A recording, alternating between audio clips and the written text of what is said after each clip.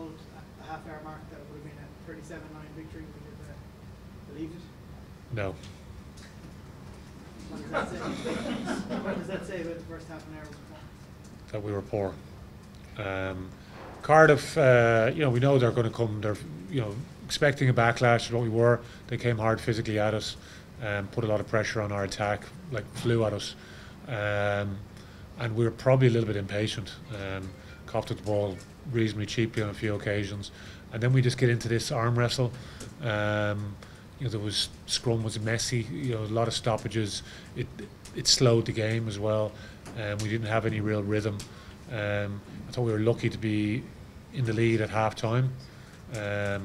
We took our try well in terms of that drive. Going to the corner was a good call, big call. I know we had one earlier in the game which wasn't a good call, but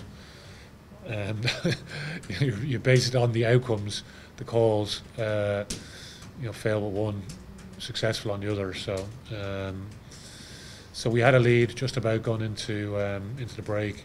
Obviously conditions are tricky, so much smarter the way we played, and created some good opportunity off the back of our defence, probably more so than our attack. But having said that, I thought we scored 2 excellent tries as well.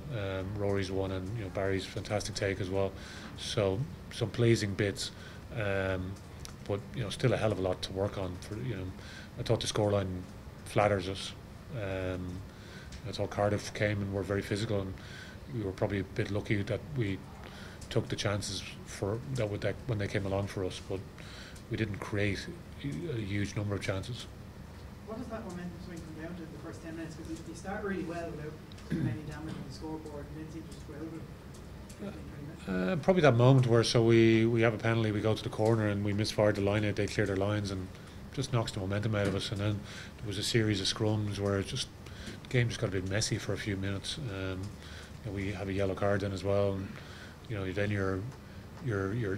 we change our focus slightly. It's about trying to manage the conditions of the game, and down to 14 men, and Cardiff had a decent purple patch then, but I thought our defence stood up well, and our defence won us the game basically. What did you make of the yellow card? Was he lucky? He's approaching at speed. His arm goes out. It's a reflex thing. I think it's a yellow card. In terms of the players who made a contribution tonight, you're still missing an awful lot of frontline players. How pleased were you with some of the individual performances? Yeah, it's a challenge. Some guys are coming for their first game. Jack was his name, man of the match there, but what did he play? 20 minutes last week, 25 minutes. Luke McGrath first game. Rhys Ruddock first game as well. James Tracy first start. So a lot of guys haven't played during the course of pre-season, and Cardiff are that bit. They're more battle hardened because they played for the last 3 or 4 weekends together. So it's always a challenge for us to start the season not having players available for pre-season, which leaves us a bit cold going into some of these games. But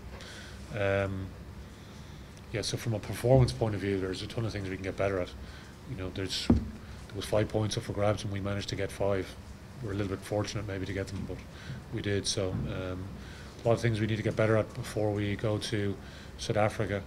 A few challenges with that. Even it's trying to get the balance right, getting the information on the players, because we're bringing this group of 28, so make sure those 28 are able to contribute when they're out there. So it's there's some interesting decisions that need to take place over the next few days. Do you envisage using all 28 players? Not necessarily, no. We'll just pick the teams we think are going to win the games. Is it 5-day turnaround? Over there, 6. Okay. So obviously we're 8-day turnaround into our first game, which is next weekend, and then 6 days. How much of an opportunity have you had to check out the 2 South African sides? When this has been muted, I watched a lot of them over in Super Rugby. Cheetahs, again, because the core of their team stays together for a large part of the Curry Cup. I watched a lot of the Curry Cup matches as well. Their team has changed slightly, the Cheetahs. The Kings has changed drastically from what I would have seen in Super Rugby. You would have had an idea of the way they play, but the personnel are very, very different now.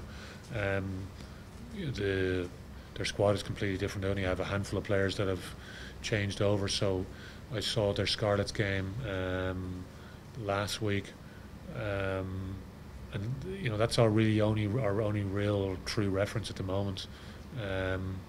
I'll look back at some of the games where they played at home in Port Elizabeth. So you know they're a different proposition there. You know they're 6 wins in Super Rugby. You know they were slow starters there, but they gradually got better and better. They seem to be a very well coached team.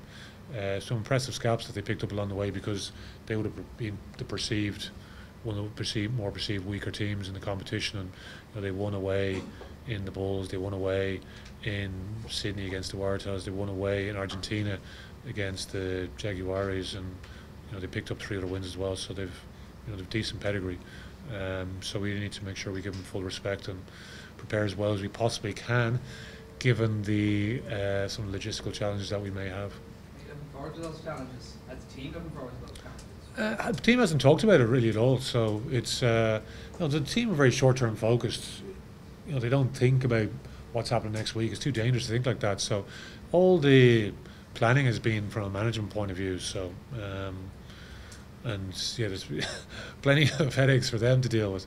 But for the players, like, they just need to be ready to go on Tuesday.